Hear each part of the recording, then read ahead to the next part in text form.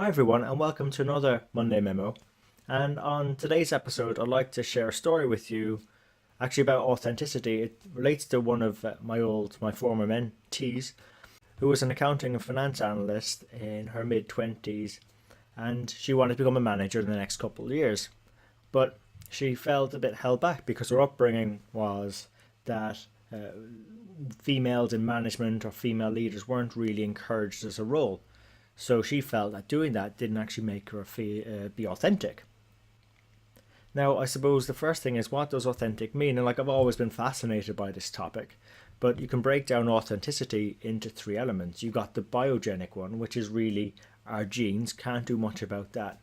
We've got our sociogenic authenticity, which is to do with our nurturing side of things. So the first is nature, then it's nurture. And then we've got this IDEOgenic authenticity, which is really about our own personal experience, the projects we've worked on, the experiences we've had, if we've done crazy things. That all feeds into our IDEOgenic authenticity. So was she being authentic or not wanting to become a manager? Well, I'd suggest she probably was, because if you think about it, it was playing to her IDEOgenic authenticity, as in taking on projects that she felt was going to make her a better or more authentic person. And even if she didn't, she could potentially still fall back on a default, her biogenic, her natural, or her nature, her sociogenic authenticity.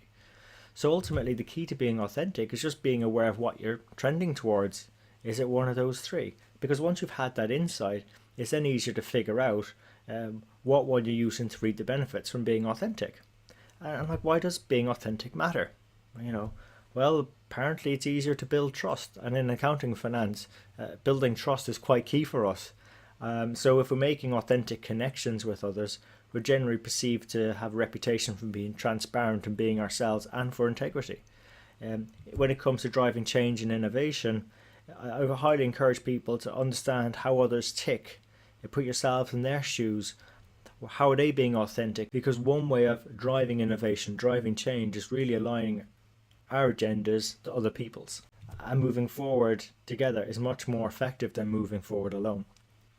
Also, it creates a better experience being authentic. In fact, Ernst & Young did a survey of their staff, which said when they were being themselves, being fully themselves, their clients actually experienced stronger satisfaction. And also there's been research done.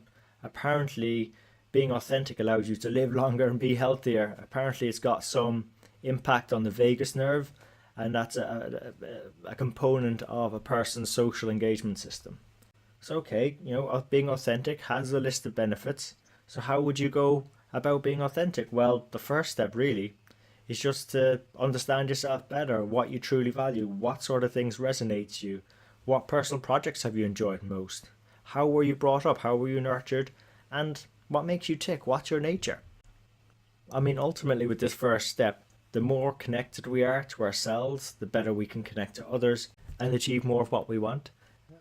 The second thing we could probably look to do is, if you think about it, good accounting and finance professionals, we connect the right dots, but we also connect with the right people. And in today's environment, in today's organizations, given we're spending so much of our waking weeks at work or in the office, well, we might as well create an environment that resonates with not only ourselves but also those around us too. So to do this, we can establish authentic connections by coming out from behind our desks, walking the floors of our businesses, talking, listening and understanding to the wants of our key stakeholders, influencing, partnering with them, delivering the outcomes that are generally aligned with their values, and ultimately adding more value to our businesses and organizations. So those finance teams that are going to thrive in the digital age are the ones that not only embrace the latest technologies, but also the ones that are doing the most fundamental of human activities, which is building authentic connections with others.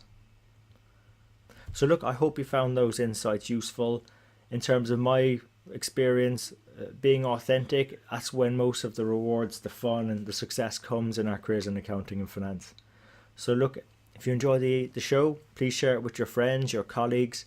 We're on all the major platforms like iTunes, Stitcher, SoundCloud and YouTube.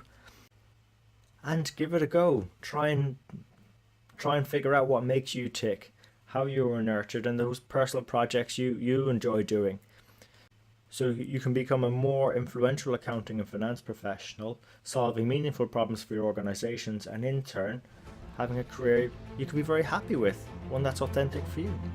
So until next time, take care and let's keep on building our strength in the numbers.